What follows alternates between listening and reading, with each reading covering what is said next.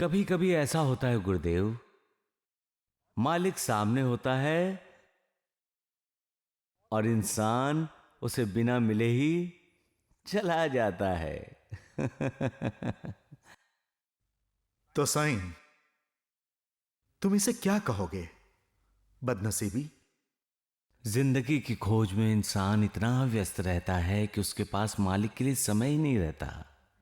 वो हमेशा दौड़ता ही रहता है और चाहता है कि मालिक भी उसके साथ दौड़े।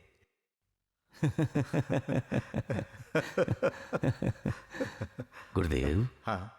एक राजा रोज रात को भेष बदलकर अपनी नगरी में घूमता था, यह जानने के लिए कि उसकी प्रजा सुखी है या नहीं। हर रात वो एक साधु को जागते हुए देखता।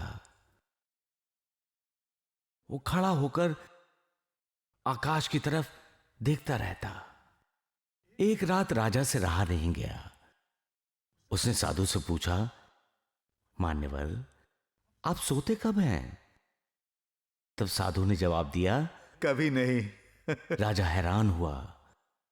उसने पूछा, क्यों नहीं सोते आप? साधु ने कहा, राजन, अगर मैं सो गया और मालिक आकर चला गया तो? तुम सच कह रहे हो साईं। मालिक कब किस रूप में आ जाए ये कोई नहीं जानता।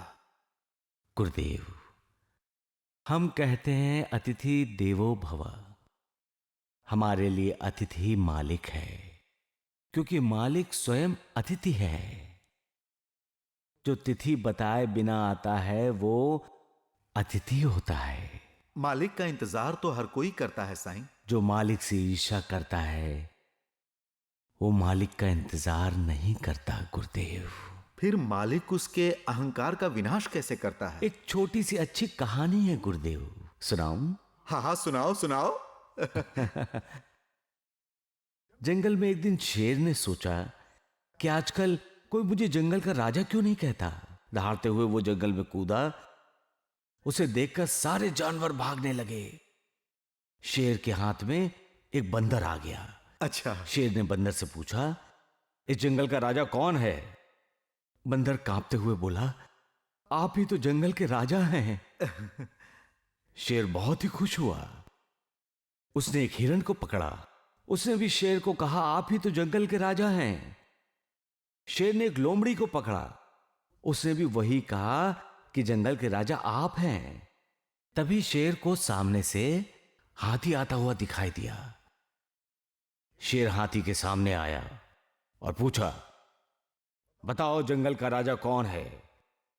हाथी ने शेर को अपनी सूंड से उठाया और दूर फेंक दिया।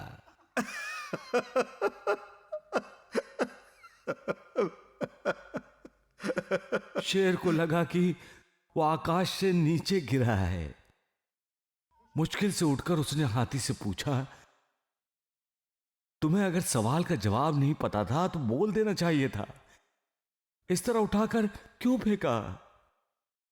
गुरुदेव, मालिक सर्वशक्तिमान है। हर अहंकारी को ठीक सबक सिखाता है। सबका मालिक एक, सबका मालिक